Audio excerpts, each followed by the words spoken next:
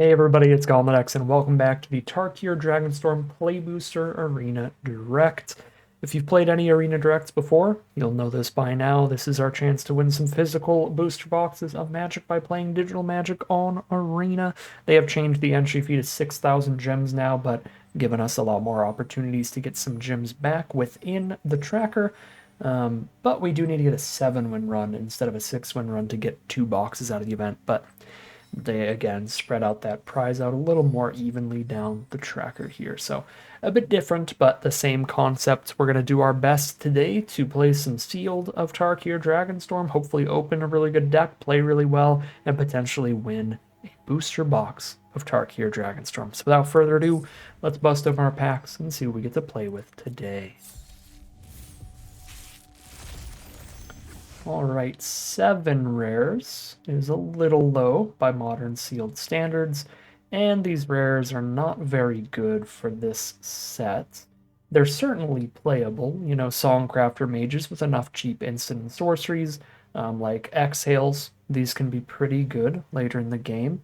Yathan Roadwatcher, if we have a really good curve of creatures, can be a consistent way to get 2 creatures on the board off of just this one spell, which can play really well, especially with premium 3-mana creatures like Felithar. Felithar has been a lot weaker in this set than I thought it would be, because the obs on aggressive stuff just hasn't played super well, but if we open up a lot of good synergies, Felithar can still play quite well, and the fact that it is a 3-drop for the Road Watcher is already good synergy right there.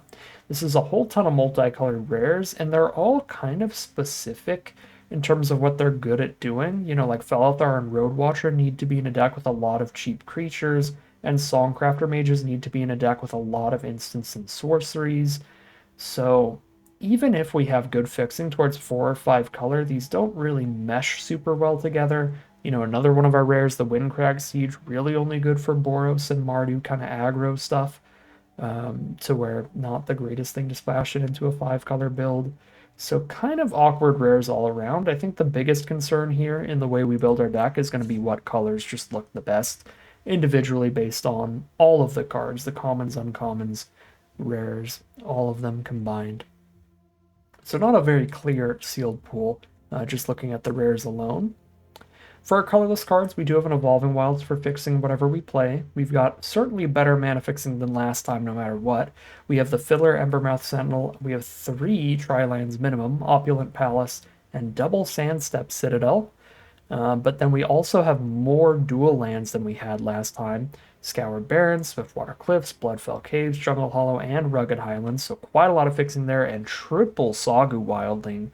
So I'm thinking we're going to play a deck with green at the core, which means Abzan is the most likely core to the deck, because not only do we get to play green at the core, but we get the double Sandstep Citadel to make that fixing really, really good. Now, Temur is also an option, of course. Double Songcrafter Mage, pretty equivalent in value to Road Watcher plus Felithar, maybe even better, but the mana fixing a little worse towards Temur. Although again, with the Evolving Wilds, with all the wildlings, with the dual lands here, the fixing is going to be really good no matter what. And with the green core to the deck, we could still play either of those 2 clans and kind of splash towards the other one. So certainly playing green as a core color in this sealed pool. Let's see how our individual colors look here.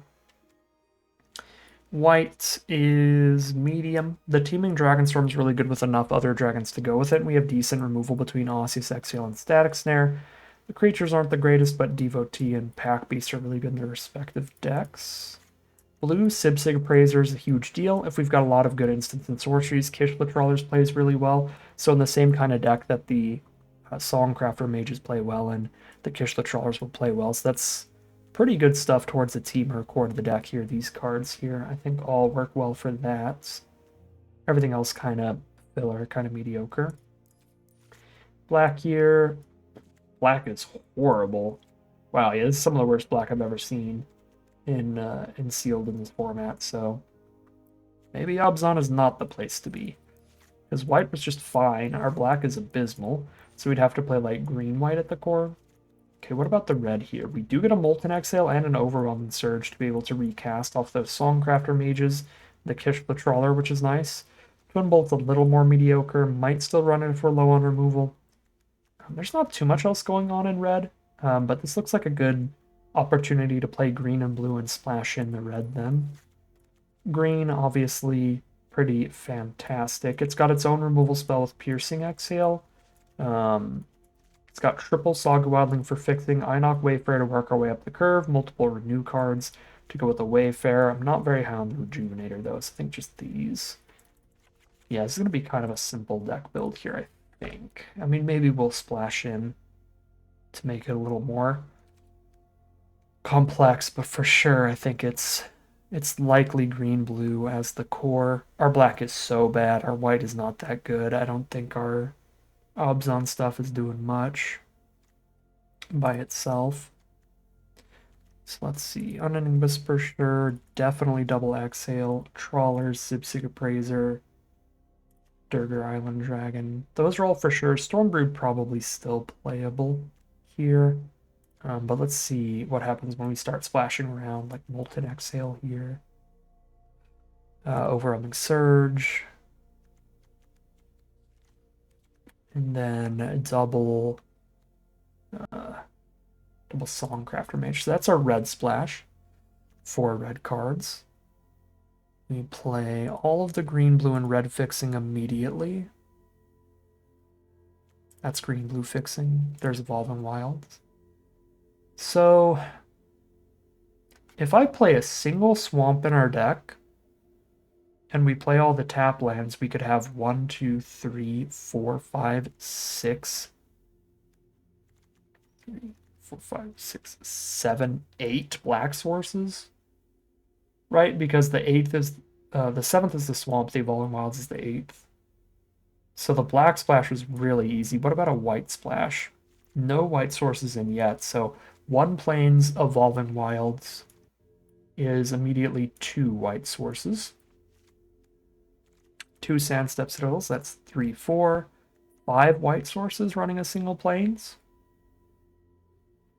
I mean, I think, honestly, run a single plains, run a single swamp, play 5 color is a legitimate strategy here.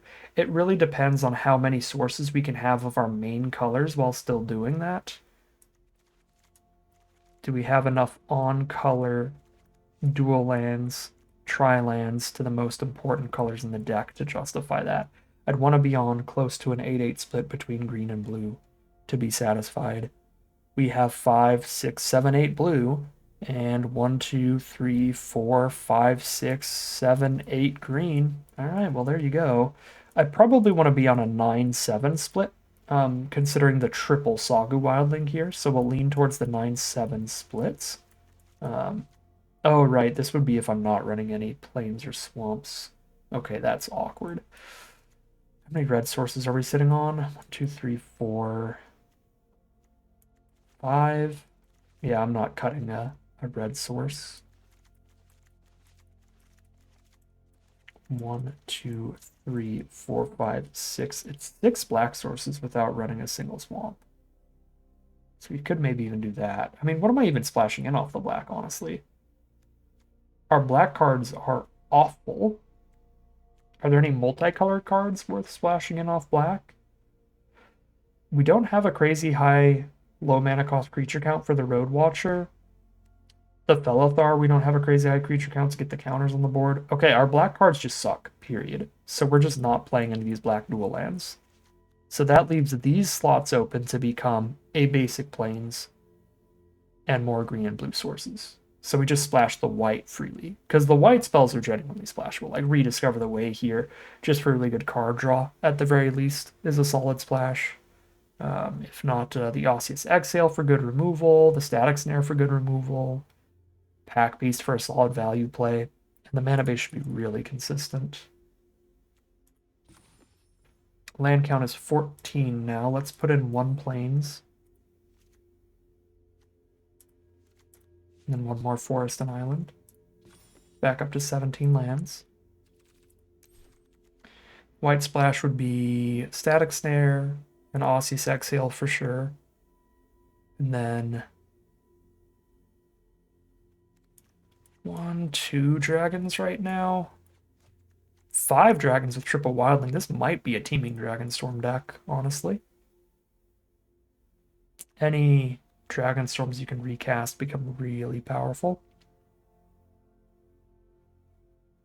And we get to play Rediscover the Way off the splash too.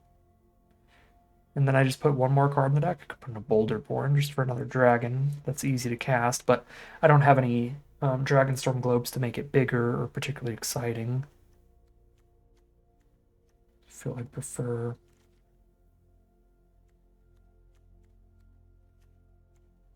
something else here, maybe like a Stormshriek Feral. Maybe that Whirling Stormbrood that was a little filler, but fits our main colors pretty well. It's another dragon for Dragonstorm. It's like a really solid Teamer Splash White build here. Bunch of cheap exhales for our early removal. Good card advantage with cards like Rediscover the Way and Teeming Dragonstorm. We don't have a ton of like bomb power in this sealed pool, really. It's just value plays like recasting cheap removal. Our bombiest stuff is just like 4 power flyers. That's it. They don't even have particularly good abilities. Right, like all our good rares are really just value plays. Right? Felithar sucks because our black is so bad. And Road Watcher kind of sucks as well.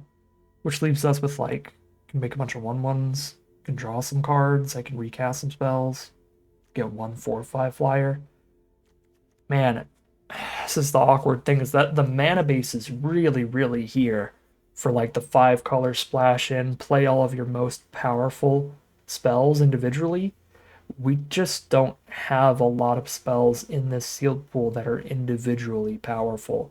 They're kind of synergistically powerful.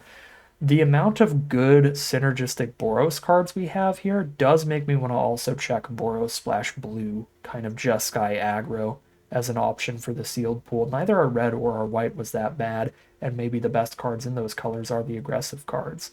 So, considering we're kind of just like a grindy Teamer Splash White, like try to outgrind value deck here that has no real bombs, I'm not actually that impressed by this deck, to where if we do have like a really solid aggro brew, we might lean towards that. Because the issue with this kind of deck that can just accrue a bunch of decent value off of 2-for-1ing with flashing back removal spells and stuff is that you can often get outclassed in the late game by bigger, bombier spells, and that's incredibly true in Tarkir Dragonstorm in general, but especially in Sealed of Tarkir Dragonstorm, where everyone has access to 6 to 12 rares to play around with.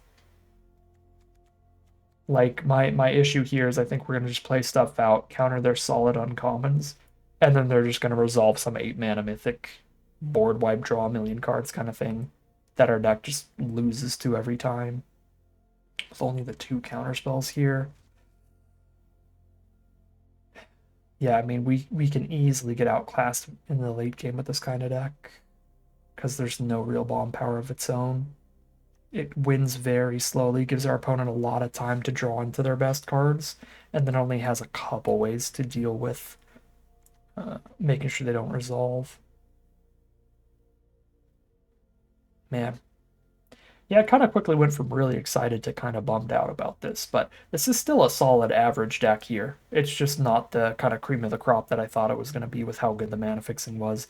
This deck is fine, but I do think it's very important to check out the Boros deck, because with those Boros spells combined, if we have a solid core to the deck in terms of the commons and uncommons, then that could actually be like a really good build of Boros versus just a very average build of 5-color. Why can't I cut this planes?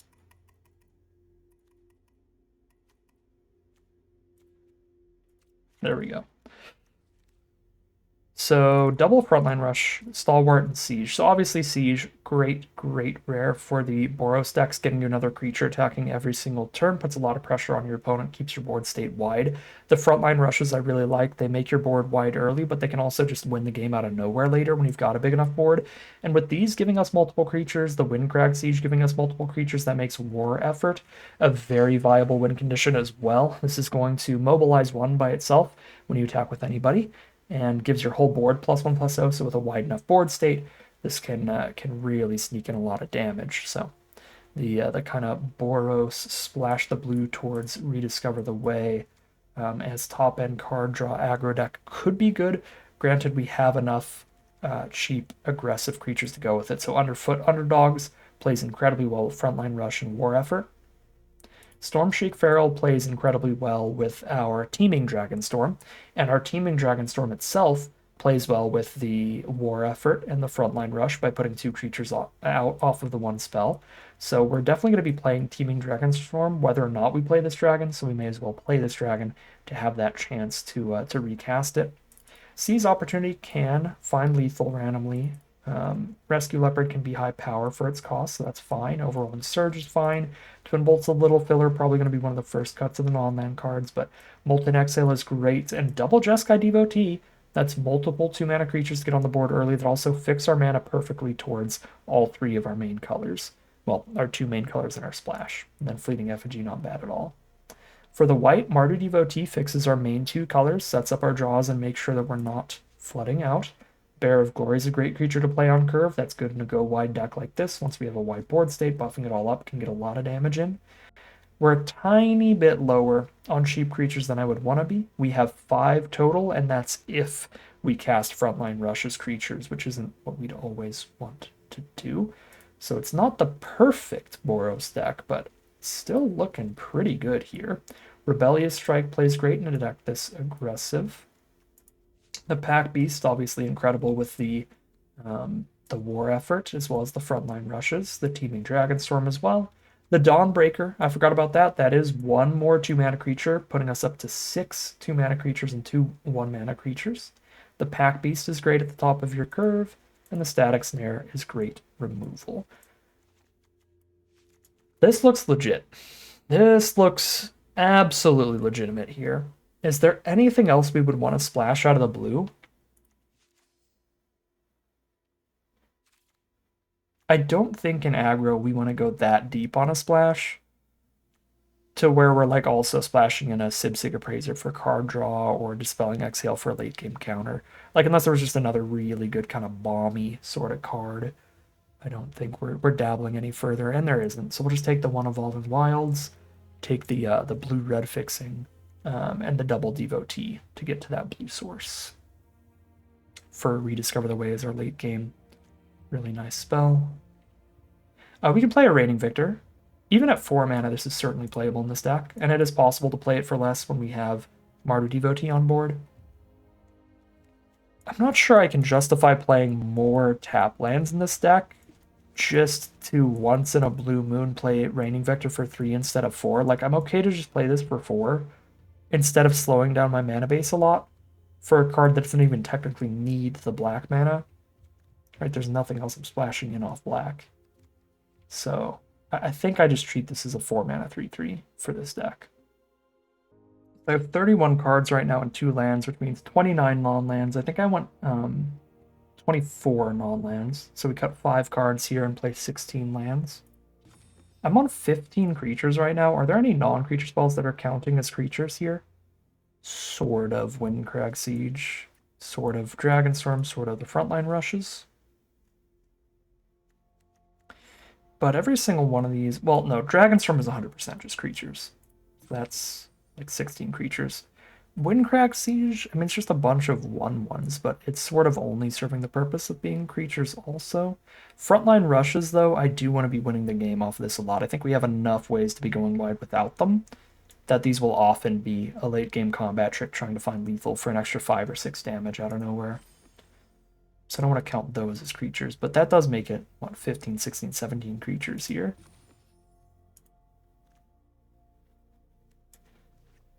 And this is kind of like 18. I could cut a creature here, and if I do cut one, it's going to be one of the 3 drops like a Practitioner or a Rescue Leopard. So these are the potential cuts, I think, for creatures. We're cutting, what, 29 non-land cards. We're cutting 5 cards total.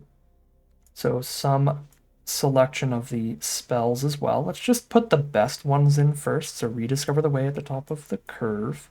Static Snare for incredible removal. War Effort with this many creatures and a decent amount of ways to go wide. Molten Exhale, one of our most efficient removal spells. Osseous Exhale, also quite efficient. Not incredibly happy with it because we have to wait till they've already declared a block and then kill the blocker, but still 100% viable here for this kind of deck, which leaves Rebellious Strike and Twin Bolt, Double Seize Opportunity, and Overwhelming Surge as potential cuts. I think I like Surge better than Twin Bolt for sure, probably better than the combat tricky cards too, so I'll put that back in. We have to cut 5 of these cards, and I only wanted to cut like 1 creature here. I'm gonna keep the really high power creatures here and see about cheesing in a lot of damage off leopards. And they give us card selection as well with the discard plus draw every turn instead of the scry 1 every other turnish. So then cut all those, and that does leave me with a 16 land deck, yeah. If I play a single island, I've got 3 blue sources and double Devotee. I think that's enough for a 1 of Rediscover the Way.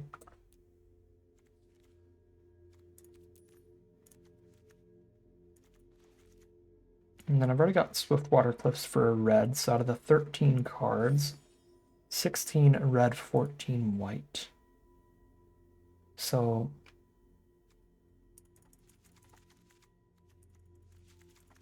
I go 50-50 on white and red, have 8 of each.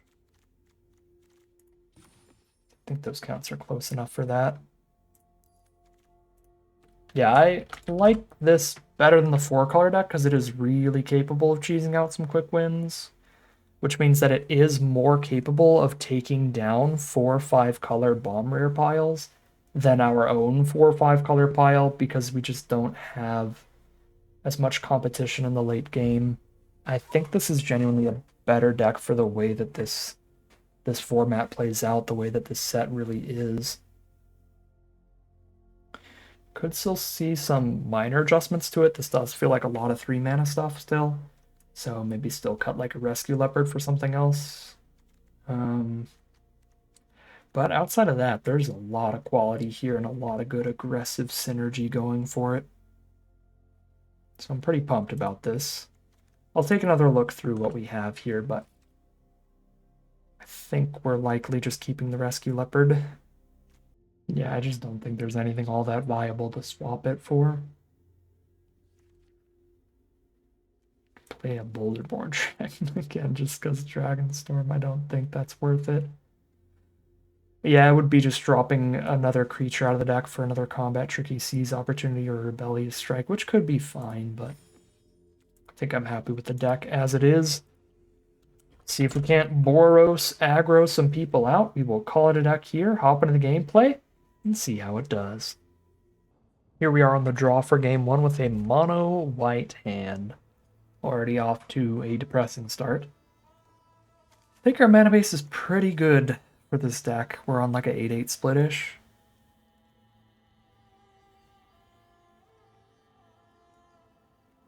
Can I keep this? I don't think I can keep this. So I play a bearer on 2 and then a pack beast on 5 if I don't draw any better. Obviously, if I hit any off-color cards, they're dead draws for a while. Okay, this is better, man. But draw the 3-color card both games. Likely have to ditch Rediscover the Way, which is not the most exciting here. I mean, with Evolving Wilds, I could pick up the blue immediately. That feels too risky. I mean, we are on the draw. So if I like top deck Mountain, then I'm going to be sad that I got rid of Evolving Wilds. But I think any other way, I'm going to have to just ditch this.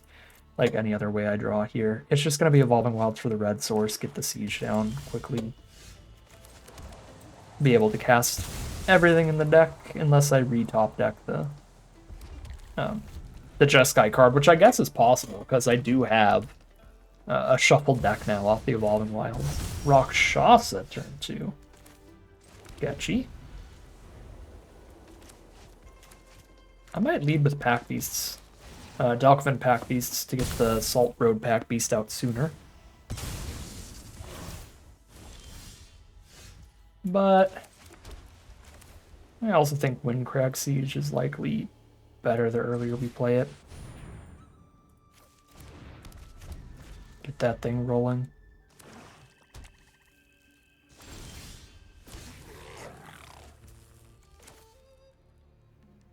Solid draws so far.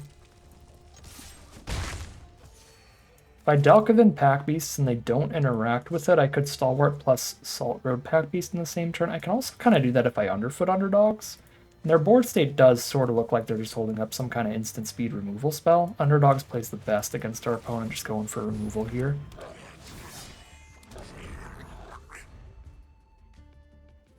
So if they don't blow up any of our little 1/1s, we just go Stalwart plus Pack Beast next turn. Even if I don't draw land. So there's Team Tawny back. 4/3, draw a card, discard a card. Pretty fine. We get an extra 1/1 each turn, so I think we can sack a 1/1 to deal 3 here. That's a reasonable... That's a terrible auto tap. That's a reasonable play for the turn. Especially since I just got another 3/3 and a 4/3 out to be jamming with. Oh, if I draw War Effort, though... I think we hold for a turn, then we War Effort and hopefully make our opponent cry. So their Rakshasa is sort of a board wipe later. We get one more attack out of everything they target with, but they don't get to block anymore, and they sacrifice themselves after one swing. Aw, Piercing Exhale on the Stalwart. That is a tragedy.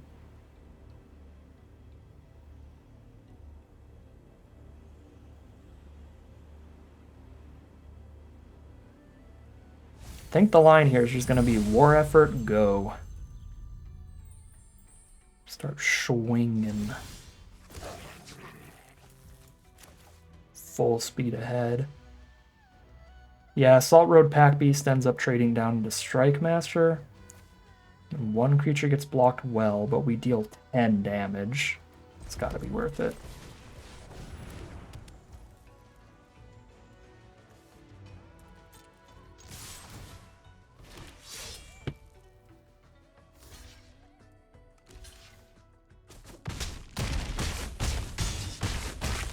They're at 7 now.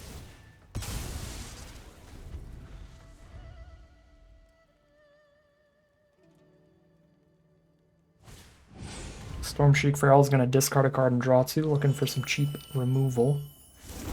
Oh, they did discard a Channeled Dragonfire they can recast from grave for double red later.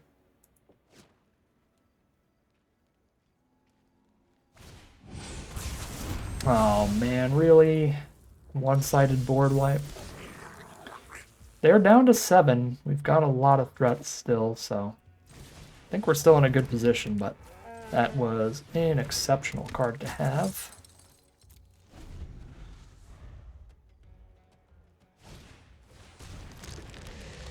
They basically need to have a board wipe again to stand a chance, though. Okay, Sonic Shrieker is very good. Kill the Bearer Floor to stop that damage plus gain 2. But I think this is still lethal. I guess we'll find out.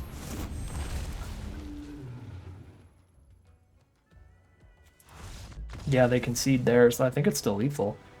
Yeah, because the 3 creatures that all get +1/+0. Wow. Alright. War Effort's the truth, especially with the Pack Beasts there, with the Windcrag Siege. Was incredible. Yeah, huge Boros nonsense there, because they played some really good tools to stabilize. When they full-on one-sided board wiped us, then they got a 4/4 blocker, killed our best creature, and gained 2 in the same turn.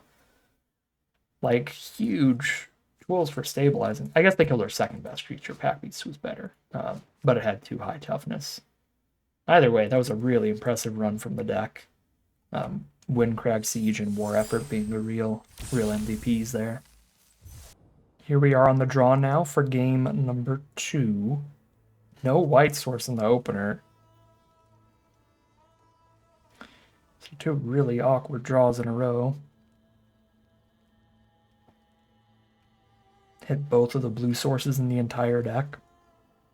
I can Effigy hit them for 2 and then flush out, discard Swiftwater Cliffs, draw 2 on turn 2. I think we keep this, but barely. And the play is effigy into flush out.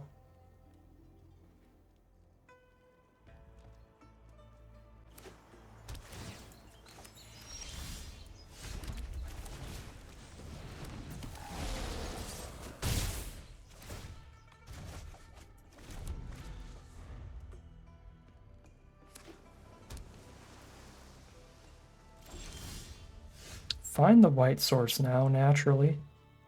This leads me to effigy plus Martyr Devotee for the turn. They've got the counter spell up. Countering Martyr Devotee is not bad for us. We are not the kind of deck... Oh, I'm really happy if they counter the Fleeting Effigy. I was going to say, we are really not the kind of deck that I can sit here and try to wait until I have an extra 2 up on every spell I cast. Ooh. These blue sources are going to just be straight up advantageous here.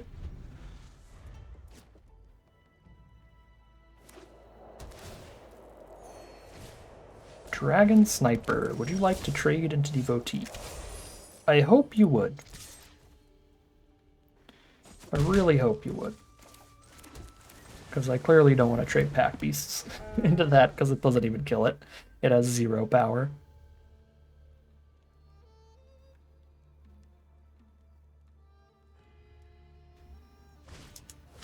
Sniper might be good enough against Pack Beasts to play the card draw, even though we're at the point in the game where we really want to be impacting the board.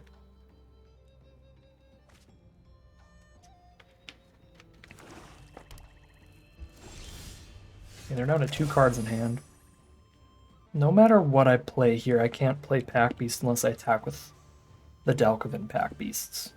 Because even if I frontline Rush for 2 creatures, it still costs 2 mana, and I have to play a tap land this turn, so I have to rediscover the way for the turn and not attack. Because Pack Beast is a chump attacker in multiple ways right now. I have the frontline Rush to like kill the Tawny back without losing a creature, but the fact that I would trade down into a Dragon Sniper even through a frontline Rush is really bad.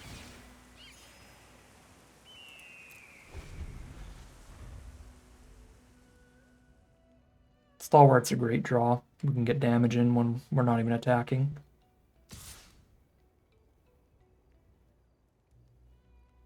Happy to see an attack from our opponent. We take those, go to 17. Got a ton of life gain coming up. Goldkeeper, okay. It's the 5th mana to double spell this turn. Ooh, there's the Windcrag Siege too. Yep, that's insane.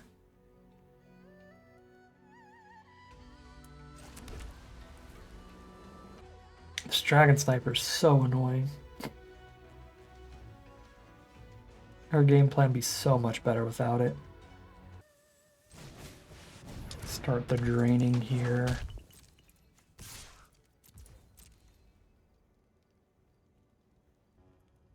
I think Frontline Rush is like too good. I think everything's too good in this hand to flush out actually. So I don't get to double spell with the Stalwart this turn. I have to just siege here. This feels awkward, but I think double spelling is worth just getting the 1/1s here. And the Pack Beast is just free. There's Teamer Monument. Pick up a land, they're 1 land away from cracking it for the elephant.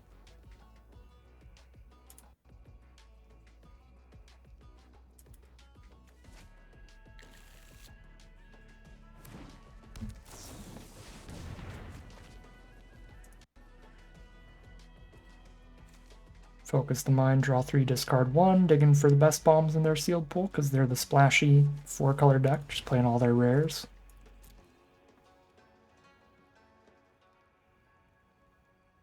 I feel like Dragon Sniper has just soloed us so hard. Because Pack Beast would have been getting in every turn, otherwise we could have just frontline rushed the Tawny back whenever they blocked. With the Tawny back, and then Pack Beast could be attacking every single other turn, getting so much damage in.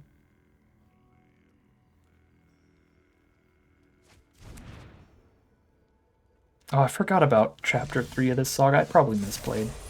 I forgot about Chapter 3 of this saga. With Chapter 3 of this saga with Frontline Rush, we might have been able to sneak lethal out of just genuinely nowhere.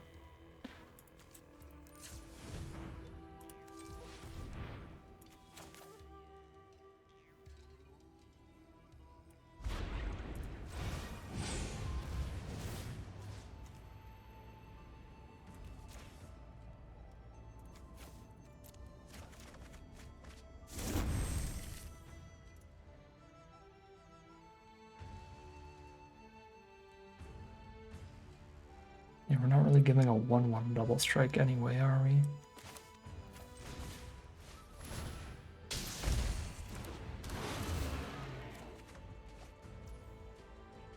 They could block with their whole board and then I Osseous Exhale and still kill everybody.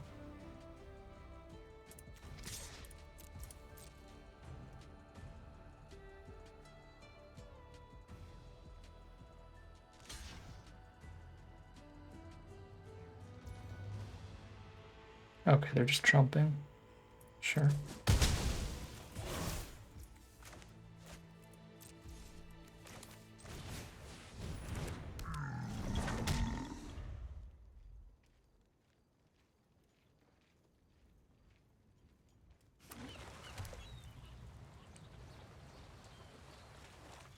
Mammoth time?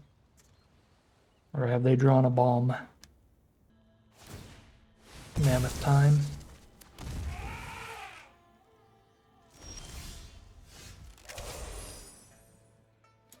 Can double my pack beast trigger, but then my pack beast is just gonna die the first time it attacks.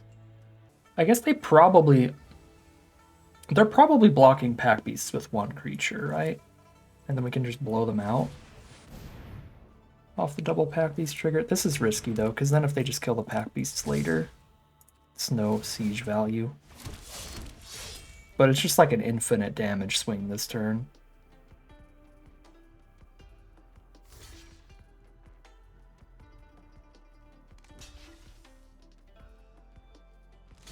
Okay, worth.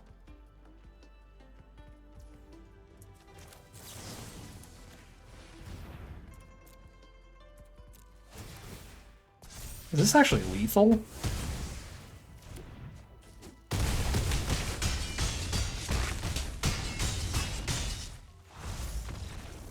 I knew that. Here we are for game number 3 on the play. This is our best opening hand so far. Pretty happy with it. None of our 1-drops, but great stuff for the rest of the curve.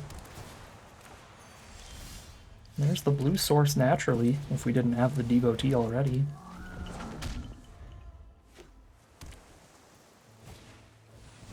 Dragon hunt me devotee, no. Play a pack beast and then I can stalwart plus Salt Road pack beast in the same turn after this. And immediately get a stalwart flurry trigger. If they don't have a Molten Rebuke as well. And if they do, that's a very good opener. Dragon Hunt plus Molten Rebuke. Rediscover the Way. Okay, it's still a very good opener, but in a different way. That lets our opener also be really good. Okay, we're flooding a teeny tiny bit, but we'll be fine.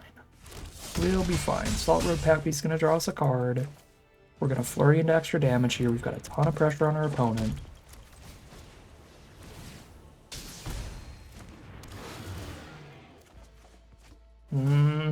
Top deck. Oh, top deck.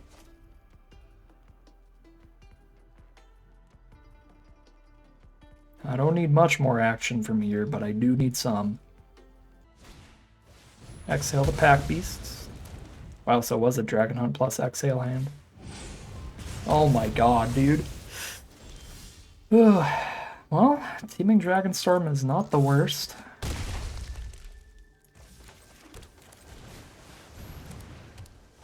Actually, Rediscover could have drawn into those two. They weren't necessarily in the opener. No more removal, please.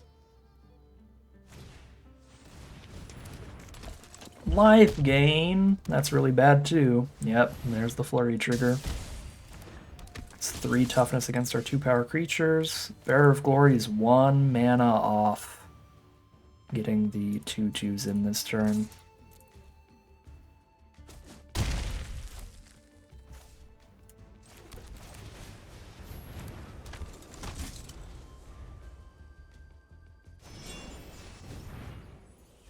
Dragon Hunt, kill our Bearer of Glory, cast a 2-drop, gain more life.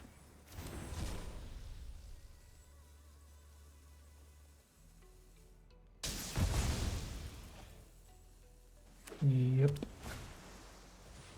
Okay, 1-drop, but still.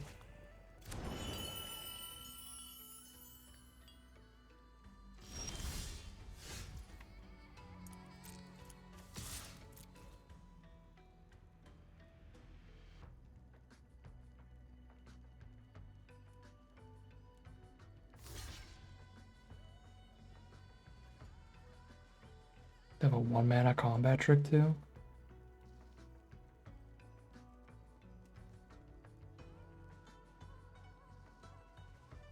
I don't remember any 1-mana tricks. Okay. It is the trade.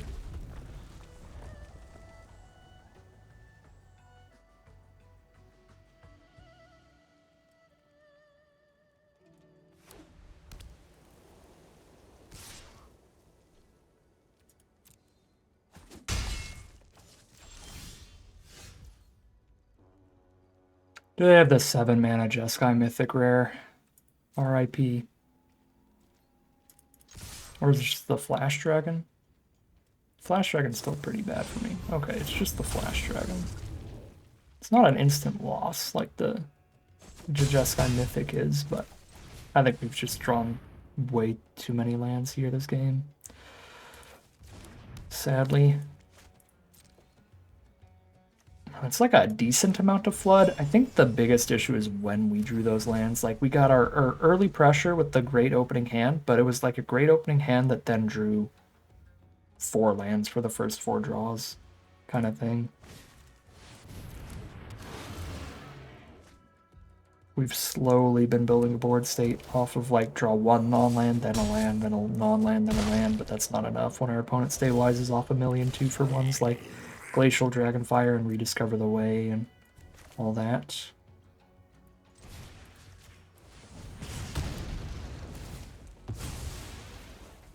Yeah, and then they can 2-for-1 getting the 4-bear back. So I actually have to go full defensive and shoot the Stormbrood instead, just holding up chumpers, maybe.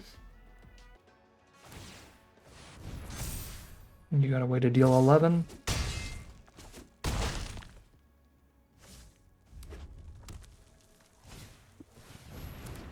Not quite.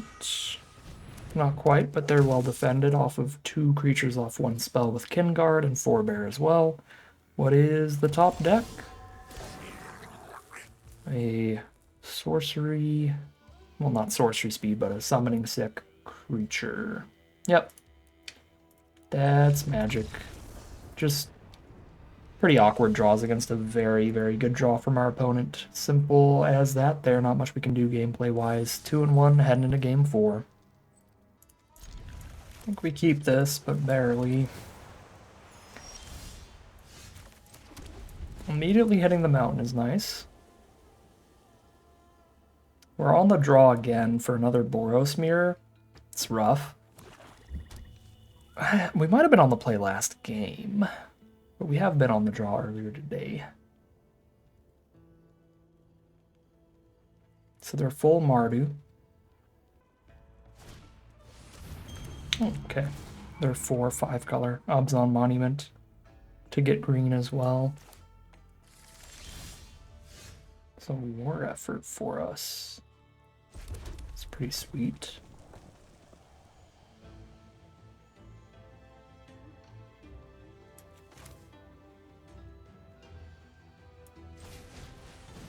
A first striker for now.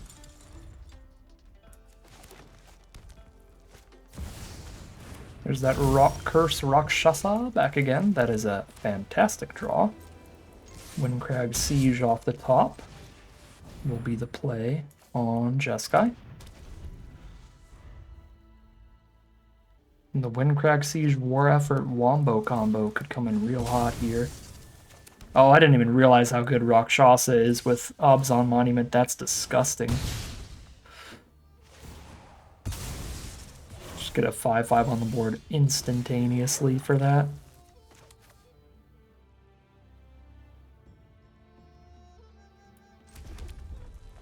I can make Snare cost 3 mana total. That's still too expensive to do anything else that turn. I kind of want a war effort here for the future. And then I'll have a 1-mana Snare really soon and like a 1-mana Pack Beast as well. Yeah, I think this, with the 2 double cost reduction spells in hand, plays very, very well into double spelling next turn.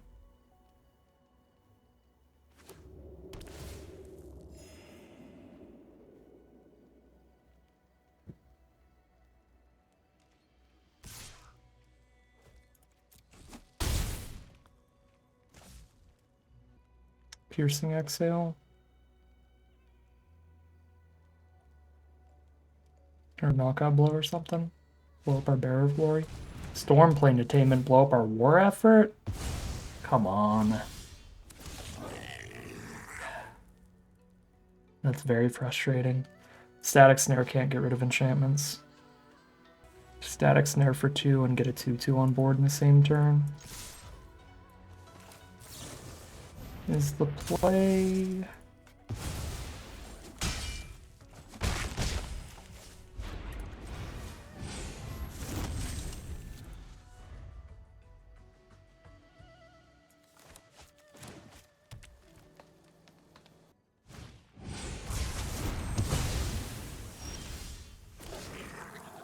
One-sided board wipe twice today. We beat it last time. Can we do it again? Probably not. We'll see.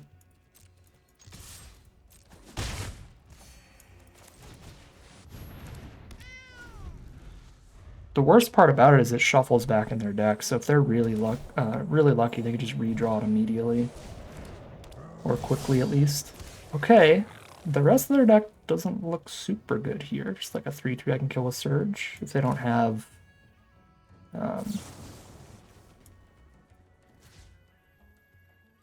Hold up.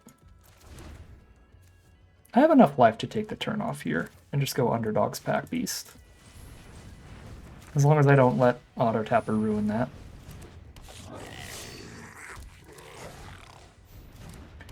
Okay.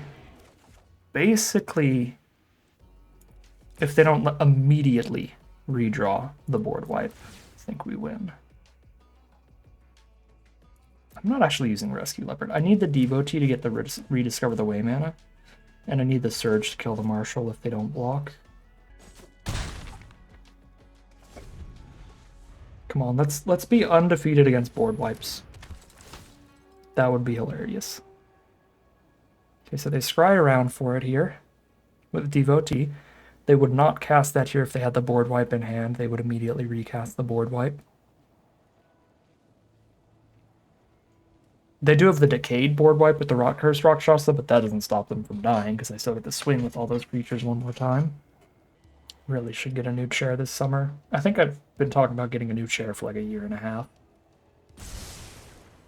Scribe both to the top. That has got to be really bad for us. They go land. It's got to be at least like a removal spell here. Okay, it's going to be the Rakshasa, so we just get the one swing here. That one swing could be lethal. Not literal lethal, but enough to lethal them over time.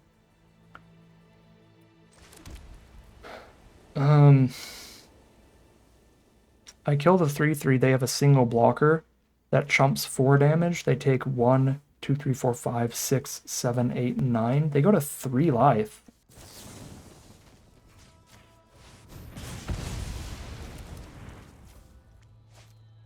This could be wrong, but they scried to the top here.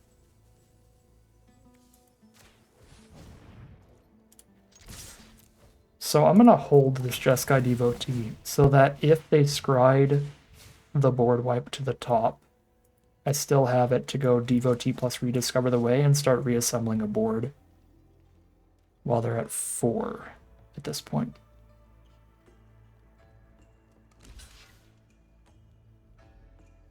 Now if they want to board wipe us, they just kill a single 1/1.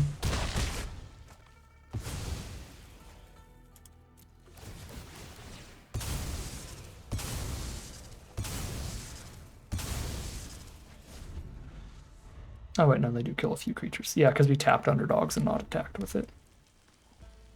So what did they scry to the top?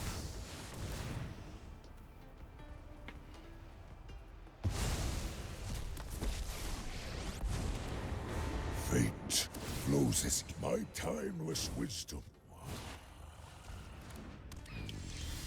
Focus. Breathe.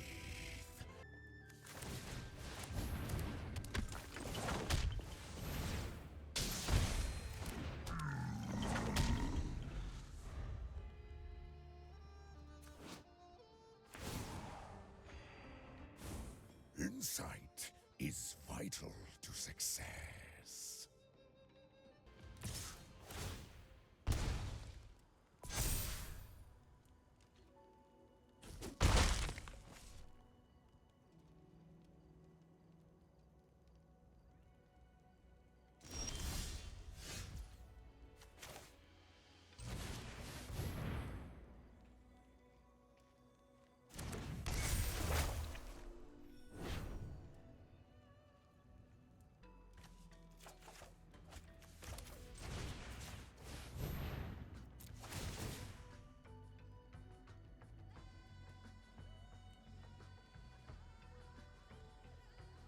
What is there one card in hand here to try to stop lethal piercing exhale?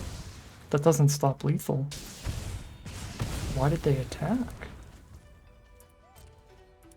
Because they're just convinced I couldn't double spell? Okay.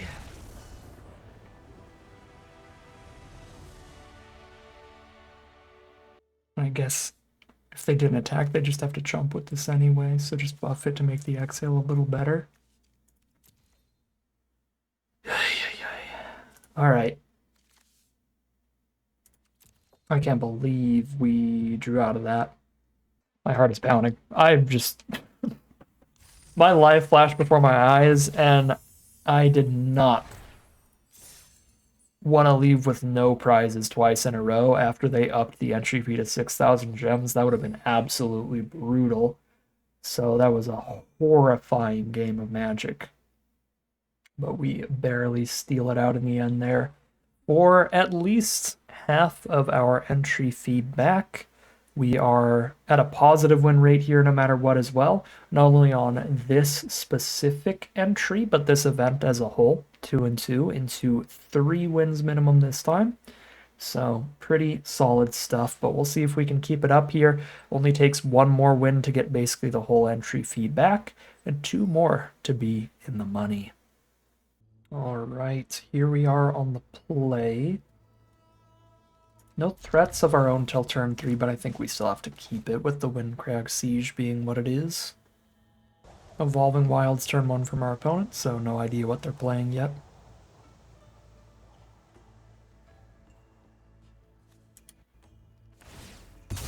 They do crack it immediately. A red deck. Okay, there's a frontline rush for us.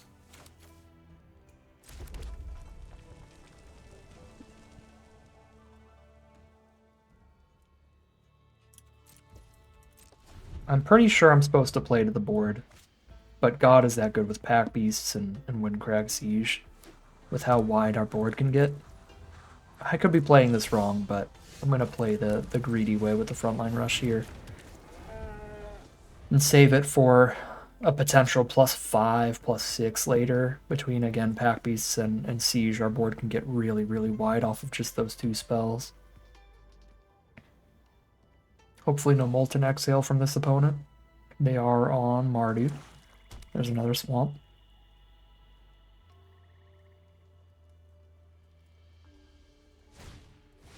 No Molten Exhale, but they do play a Death Toucher, so I'll have to Osseous Exhale that, which keeps me off of Windcrag Siege for another turn, which is certainly a bummer. I guess I could still just Windcrag Siege and save the Exhale for later, because now I know I can double spell the turn after this. Osseous Exhale plus Jeskai Devotee, so that feels worth it to hold off for a turn. Definitely choosing Jeskai. We don't have enough Mobilize in this deck to risk choosing Mardu, unless it was that one game that we chose Mardu, where we're specifically getting like basically an instant lethal attack by choosing Mardu. And here we're not. They're still at 20. Thunder of Unity, some good card draw that's going to drain us for a bunch of life soon enough. I think I need to get another red with this hand. Unless I already had the blue spell in hand, I need to pick the red source here, because there's only 1 blue card in the entire deck. And being able to cast 2 red spells in 1 turn is going to be relevant in the future. Guaranteed.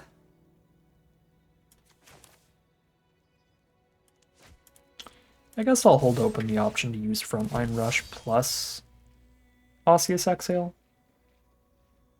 But I'm pretty sure I'm just using Osseous Exhale, yeah. And I'll gain the life. It could be relevant. I doubt they're really going to play around the information that we have this. That doesn't really change anything.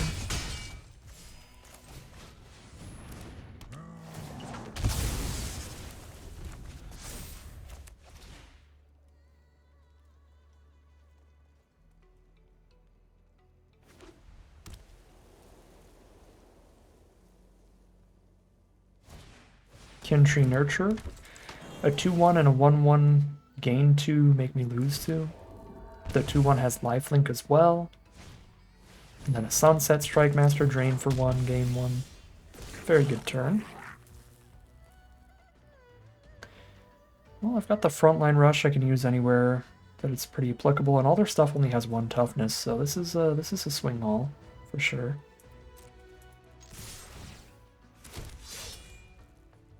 I will have to cast Frontline Rush if they try to kill Pack Beasts here. It is strong enough to do so.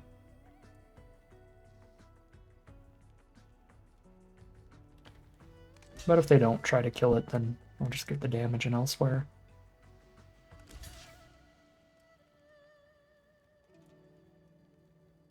Why triple block? Because if I had a removal spell to kill one of your creatures, I could just kill Strike Master and then still not die. I don't know, but I will take it. That is very good for me. 7-11. Gonna go to the Combini. Drop a Jeskai Devotee and pass.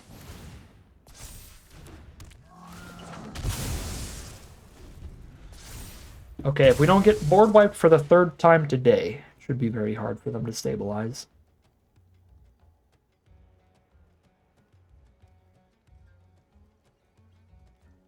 I will keep saying it because it's funnier if I jinx myself. Okay, we have not gotten board wiped, but that is still really nice for our opponent, 2/2/2 blockers, especially if they have an upcoming dragon of their own. Can double spell so that the Jeskai Devotees can get in here. That feels good.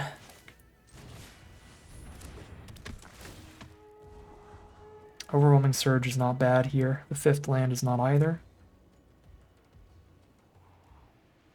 5th land is probably more immediately impactful, just to get the Feral out.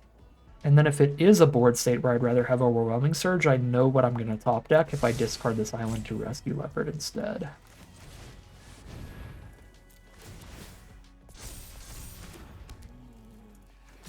Is an all attack worth the damage? So they could kill 2 of our 1/1s, or they could kill our Pack Beasts. If they choose to kill 2 of our 1/1s, they're taking 3, 4, 5, 6, 7, 8, 9, 10. They're going to be at 6 life.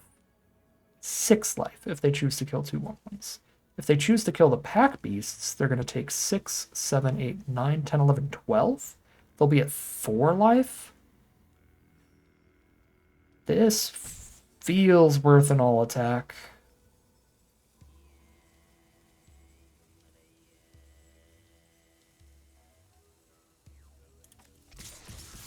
This might be a little aggressive, but I'm going to do it.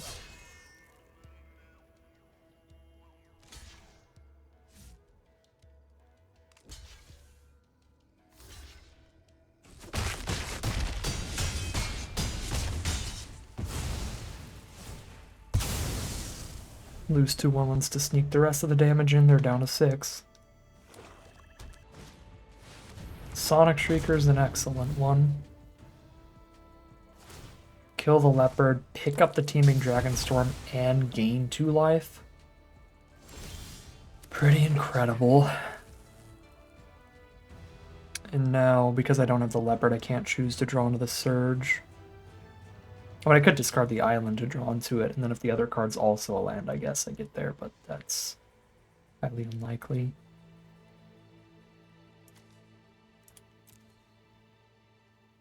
Like, I don't get lethal if I do that, right? Like, if I do this, discard island, draw 2, find Surge and a basic.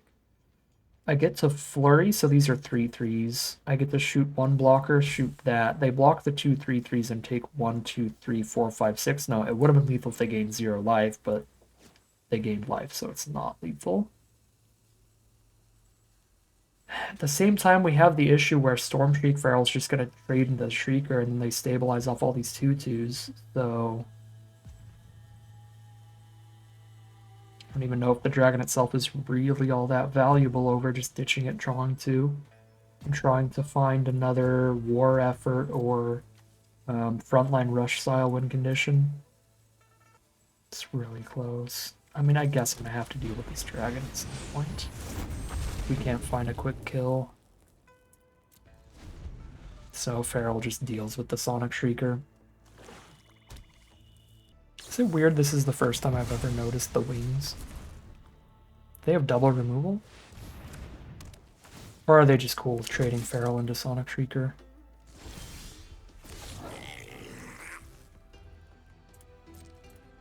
Guessing they're just cool with trading. Yeah. Okay.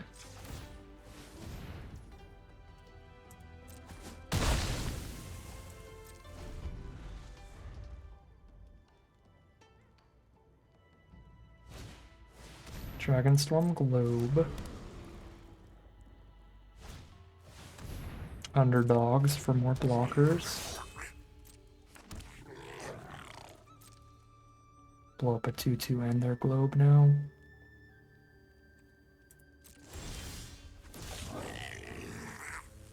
Land off the top. So we pass. Do I have any other ways to discard a card and draw a card? I don't have that much mana, so I think there's still a lot of value in playing these lands out. But I do have one more Rescue Leopards I could draw into. Yeah, I'll hold on to this.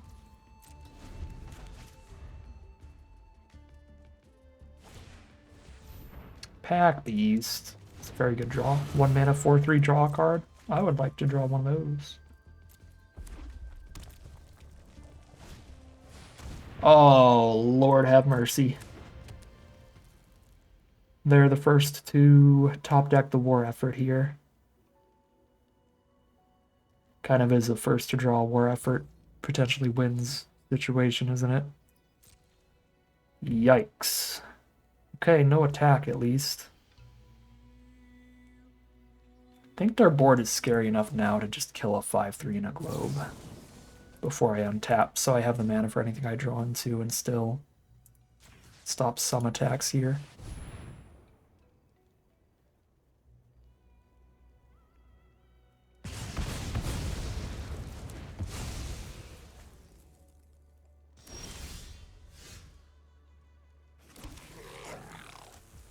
God dang it. The second I do that, I draw the Flurry Life Loss card.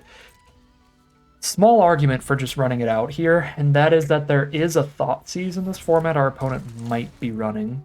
Obviously, if they top deck the Thoughtseize there, that's horrible, but otherwise just waiting to have a spell to Flurry with it is better. No, it would have been absolute best if I just still had the Surge, and I play Stalwart Surge that turn. Scribe both to the top. Okay, so they're on straight gas, naturally.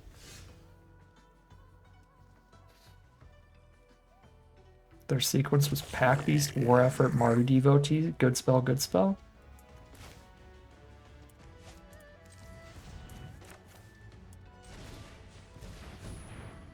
Okay, having to attack to Static Snare is kind of a bummer here. Probably worth it, though. This does make it really obvious that I'm flurrying, but if I just send in the 1/1s, that's super bad. I guess it wasn't that obvious, was it? That is very acceptable.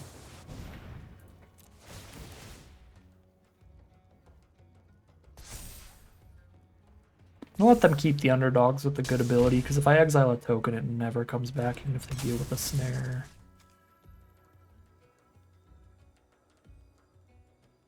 Yeah, and getting rid of a 3/2 instead of a 2/2 is also big. That was an exceptional turn. But now we get to see what their great draws are here. They didn't want to scry away. Reigning Victor? Okay. That's not the end of the world.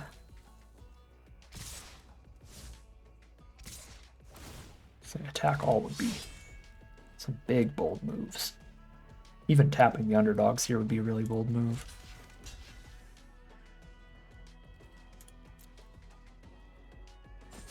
If I ever have 6 more creatures in them, they're dead. And I do because they declared an attack. Wait, they just... They were dead even if they didn't attack from this other haster. Okay, cool. Yeah, this is the lethal turn now. Yeah, wow, last turn worked so well for us. It's crazy. Oh, we have the Devotee out too. They have 4 blocks. Block, block, block, block. Take 7. Yeah, they're super dead.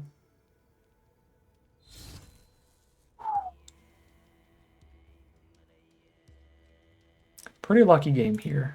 Just really lucky they didn't put 2 and 2 together with the Devotees coming in that I could flurry and ruin those blocks from them. If they just blocked the Devotees with 3/2s, this game would definitely still be going on. Although our draws were very, very good regardless, even if they did take those 2 trades earlier. All right. We did it. We're getting basically the full entry fee back now at 4 and 2. That's 5,700 gems out of 6,000 back, plus a ton of booster packs. And the booster packs, if you own the entire set, every rare or mythic you open is another 20 gems. Or sorry, it's 5,400 gems. I was wrong. So we're down 600 gems, but up 16 packs. But every single rare or mythic in the packs is 20 to 40 gems. So 16 times 2 is 320 gems if every single pack has only 1 rare. So if every pack has only 1 rare, we're getting 5,720 gems back. So I think on average, because of the amount of 2 rare packs you get and the fact that every mythic is worth 40 gems, we get like 6,000 gems of value out of this. It's pretty much the exact break even here.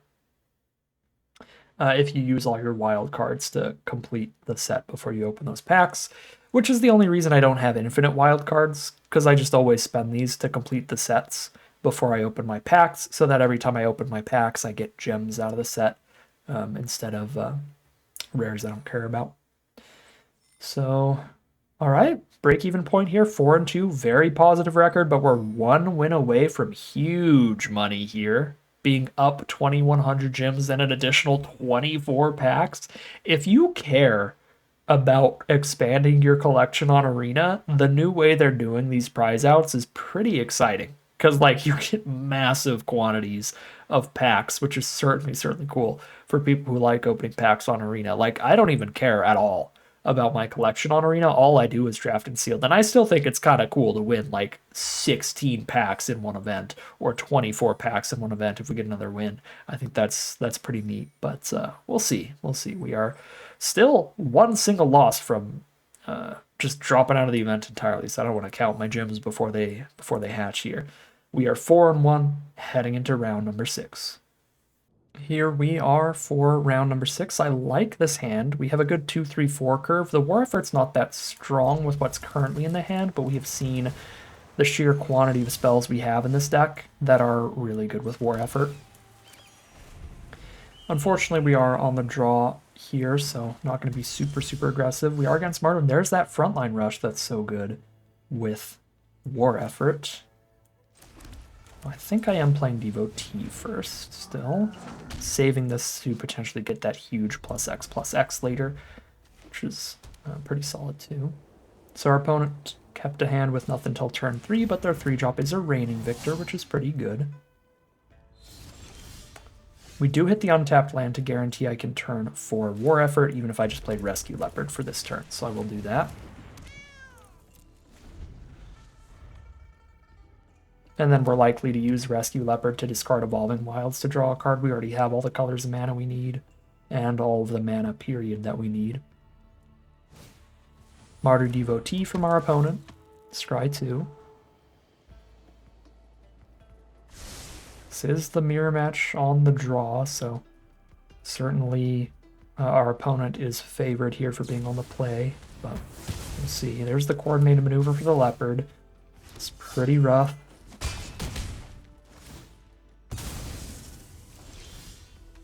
Yeah, the war effort gets so much worse when you're on the defensive, and we kind of are now with the removal plus creature that they get to curve out with on the play there.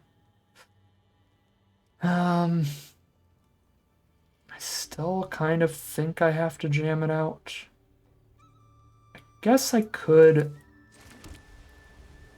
give up on the pluses from the frontline rush and go Bearer of Glory, frontline rush, and War Effort next turn with the wide board. That is interesting to me. It is appealing to me. I have to see what they play here. I don't think it's worth one additional point of damage to not hold the rush in case something really weird happens. Ah, man. Curve out into a rare. Get Reigning Victor ETBs every turn. Well, that's Magic, baby. This was our game to lose, it looks like.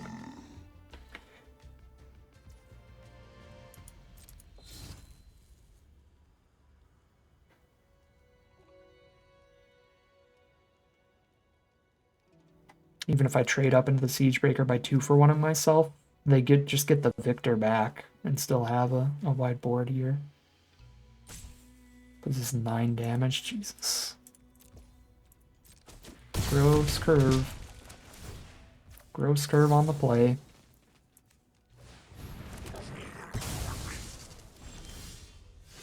And then Flood for us.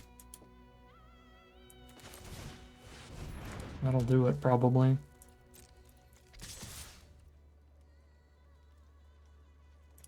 Yeah, I have to double chump here to still be around.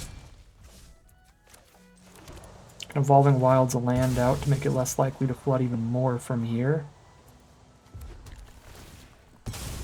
Actually, should have gone the plains there, technically. If I just trump one creature and take a bunch, there are a couple draws that I could hit to surprise lethal, potentially. Just kind of rolling out at this point.